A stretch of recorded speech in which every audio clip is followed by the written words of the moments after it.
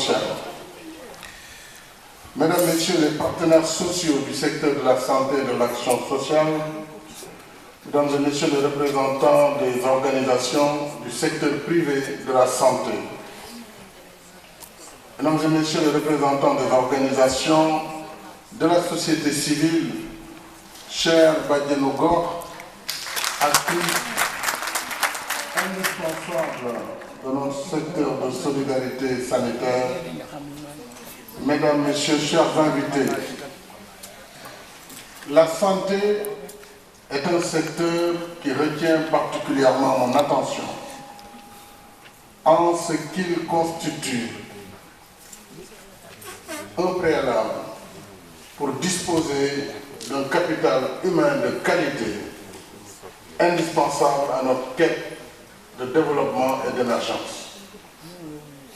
C'est pourquoi j'ai tenu à présider ce forum, dont le thème, vous l'avez rappelé, porte sur la mobilisation des ressources pour le financement de la santé. Je voudrais saluer cette importante initiative qui vise à augmenter les ressources pour le financement de ce secteur vital. Je remercie les participants dont la présence marque leur engagement constant en faveur de notre système de santé et du bien-être des populations. Mesdames et Messieurs, la protection sociale est au cœur de notre politique de développement. Cette politique, comme vous le savez, est portée par le plan Sénégal émergent. Cette option fondamentale résulte de mon ambition de bâtir un Sénégal prospère dans l'équité et la solidarité et gage de stabilité sociale et de cohésion nationale. C'est dans cet esprit que j'ai initié une stratégie nationale de protection sociale qui privilégie l'articulation entre le système de protection sociale, la couverture maladie universelle et la gratuité de soins pour certaines catégories vulnérables. C'est tout cela qui constitue le socle de protection sociale qui est le cœur même de l'axe 2 du plan Sénégal émergent.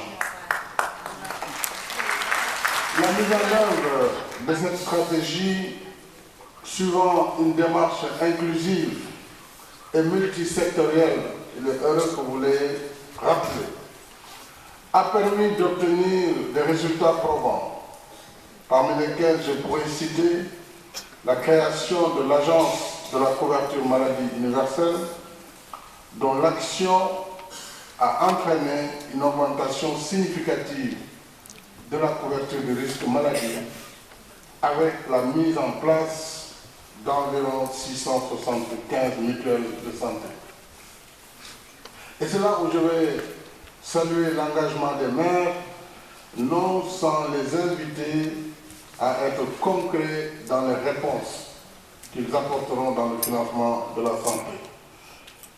Monsieur le Président, je pense que l'une des mesures que vous pourrez prendre, c'est de faire en sorte qu'au sein de vos collectivités, que vous accompagniez l'enrôlement dans les mutuelles de santé, des femmes, des jeunes, mais surtout des écoliers également, des élèves de vos communes, de vos départements. Vous pourriez contribuer à financer leur adhésion au sein des mutuelles, ce qui est déjà concrètement une participation dans le financement de la santé. Nous avons également les initiatives de gratuité qui ont permis la prise en charge, on a rappelé, de plus de 7 millions de cas de moins de 5 ans entre 2015 et 2017. 314 000 cas de personnes âgées de 60 ans et plus, 11 000 femmes pour la seule année 2017 dans le cadre de la gratuité de la césarienne. Il y a également le renforcement conséquent de l'offre de services de qualité des structures sanitaires. Mais je vais revenir sur la gestion des structures sanitaires, puisque aussi c'est le moment de faire un diagnostic global. Sinon, nous passerons à côté. Le diagnostic ne saurait se limiter à la seule dimension du financement public de la santé. Nous avons l'amélioration de l'accès aux médicaments. L'amélioration de l'accès aux médicaments avec la mise en place des initiatives de la pharmacie nationale d'approvisionnement, initiative Dieguesina, on dit que la pharmacie se rapproche, en 2015 et en 2016, Yexina, autrement dit qu'elle est déjà là, la pharmacie nationale d'approvisionnement à la disposition des populations. C'est le lieu pour moi de dire à M. le ministre de la Santé et de l'Action sociale que vous avez mon soutien total sur la lutte contre les médicaments frauduleux. Et le Sénégal doit se donner les moyens d'éradiquer cette fraude, parce que c'est une fraude mortifère qui tue des milliers d'individus et nous ne pouvons rester sans réagir. De la même façon que nous avons engagé une guerre contre le trafic de bois en Casamance, nous engagerons cette guerre contre le trafic de médicaments qui tient la mort et la délinquance. Nous avons aussi l'appui de plus de 20 500 personnes dans le cadre de l'autonomisation, des programmes d'autonomisation des groupes vulnérables. Ces quelques résultats témoignent de notre adhésion aux initiatives internationales en matière de santé, en particulier la résolution de l'Organisation des Nations Unies du 12 décembre 2012 en direction de la couverture sanitaire universelle. Je voudrais saluer d'ailleurs la présence de l'ambassadeur du Japon et je répondrai à l'invitation du Premier ministre Shinzo Abe le 10 décembre prochain, justement dans le cadre de la couverture universelle, couverture maladie universelle, ou couverture sanitaire universelle selon les autres. Ici, nous avons adopté couverture maladie universelle. Mais c'est la même chose. Le Japon qui est également un de nos grands partenaires dans ce programme. Cependant, nous devons renforcer nos acquis en mettant en place un dispositif de financement permettant de lever les contraintes majeures. Ces contraintes, on peut citer parmi ces contraintes la faiblesse des ressources consacrées à la santé, qui reste en deçà des 15%. Nous y arriverons les 15%, mais il faudra voir où va l'argent aussi de la santé. On sera à 15%, où iront ces 15%? Ça, cet exercice, nous ne pouvons pas l'éviter. Parce que c'est un exercice de transparence et d'efficience.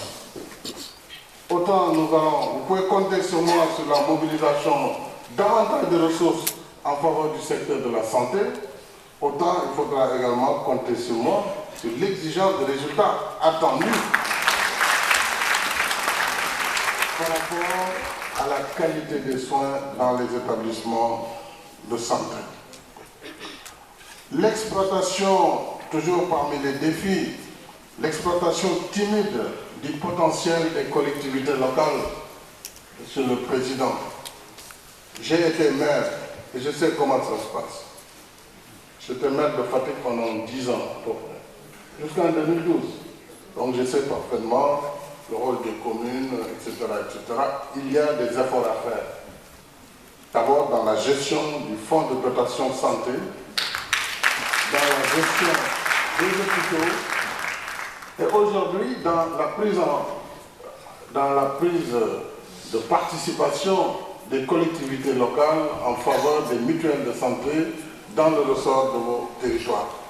Mais je connais également l'engagement des nouveaux élus pour participer véritablement dans le financement de la santé. Nous avons doté l'ensemble de vos structures sanitaires d'ambulances, médicalisées pour la plupart, et d'ambulance tout court pour les postes de santé. Faudrait-il également que ces ambulances soient en mesure de transporter les malades lorsque l'urgence se pose? Ce n'est pas toujours le cas, malgré la présence des ambulances. Ce que je vous dis là, c'est la réalité. Donc ce sont des défis qu'il nous faut régler également si nous voulons que les ressources soient renforcées.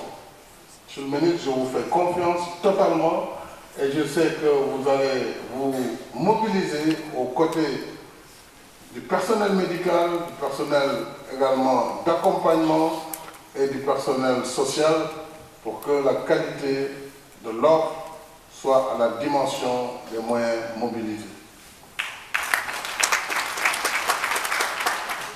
Il y a un autre souci, c'est la non-soutenabilité à terme des initiatives de gratuité. Nous ne sommes pas un régime communiste. D'abord, le communisme n'a réussi nulle part. J'ai moi-même été par moments jeune maoïste pendant ma jeunesse. Ce sont des idéologies très intéressantes et il y a des politiques extrêmement positives dans ce mécanisme de socialisation globale. Mais le tout État, le tout gratuit, ça n'existe nulle part. Ça n'existe nulle part. Donc il ne faut pas que dans le schéma de financement, on nous parle de plan Marshall, il faut augmenter les ressources, il faut faire ceci. Ce n'est pas possible. Donc il faut être vraiment très conscient que l'État doit faire des efforts, les collectivités locales doivent faire des efforts, le secteur privé, je salue, doit poursuivre ses efforts parce qu'ils font déjà des efforts et il faut les accompagner. Parce que tout ne peut pas être pris en charge par le secteur public. Je suis un adepte de la protection sociale, un adepte de la solidarité, mais il faut absolument que public et privé travaillent de concert pour nous permettre d'atteindre nos objectifs, n'est-ce pas, de soins pour tous et de qualité de soins, surtout pour tous. Donc, nous avons à ce niveau une nécessité absolue de maîtriser le système de paiement de la couverture maladie universelle. Parce que la CMI ne saurait être également une variable d'ajustement pour les hôpitaux et pour les centres de santé. Il faut que cette question soit claire, monsieur le directeur général. Sinon, nous allons la tuer tout de suite. Parce qu'il y aura une évolution exponentielle des dépenses que l'État ne saurait tenir ni soutenir. Il faut donc un système disons, dématérialisé. Lorsque une famille X dans une localité Y là-bas de Mbadakhoune va au poste de santé, il faut qu'on ait un dispositif informatisé qui permette tout de suite de rentrer cet enfant qui a été examiné pour un palu ou pour je ne sais quelle autre maladie. Ça doit être tracé. Si ce n'est pas tracé, mais le chef de poste, lui, pour ajuster, il va nous dire, voilà, j'ai vu 70 enfants par jour. Mais qui va payer cet argent? À terme d'ailleurs, à terme, et pour la transparence du système de couverture maladie, et j'en ai parlé au ministre qui est tout à fait en phase avec moi, à terme, l'agence de la couverture maladie ne doit pas être logée au ministère de la Santé. C'est ça. Parce que là, vous êtes jugé pas. Vous ne pouvez pas donner les soins et vous-même vous faire payer. Et alors, ça c'est pas possible. Donc, nous allons sortir, pas tout de suite, je ne suis pas pressé. Mais disons à partir de 2018, quand nous aurons une mobilisation forte, on va sortir l'agence de la CNU. Qui pourra être dans un ministère autre ou à la primature, par exemple, mais qui travaillera étroitement avec le ministère de la Santé. Parce que les deux sont liés, c'est l'offre et la demande. Mais il faut un système de traçabilité pour qu'on puisse continuer à apporter les ressources nécessaires dont a besoin l'agence de la couverture maladie, mais aussi d'apporter les ressources dont ont besoin les établissements publics de santé pour pouvoir continuer à faire leur travail convenablement. Vous pouvez être sûr que je suis à vos côtés Mais je serai exigeant, c'est comme ça. Je serai très exigeant. Il y a l'adage qui dit qui paye commande. Quand on vous donne de l'argent, vous devez nous dire ce que vous en avez fait. C'est valable pour tout le monde, hein, pour tous les secteurs. Donc, je voudrais vous rassurer que nous serons à vos côtés pour la mobilisation de ressources pour le secteur de la santé. Nous n'allons pas faiblir les efforts engagés, au contraire, mais ils iront avec l'exigence de résultats.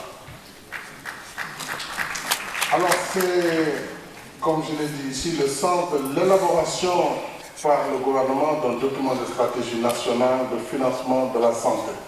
Et j'ai dit tout cela pour donner l'assurance à nos partenaires techniques et financiers que le gouvernement du Sénégal sera pleinement engagé, non seulement dans la mobilisation de ressources domestiques, mais aussi dans la transparence pour la gestion des ressources mises à la disposition de notre pays.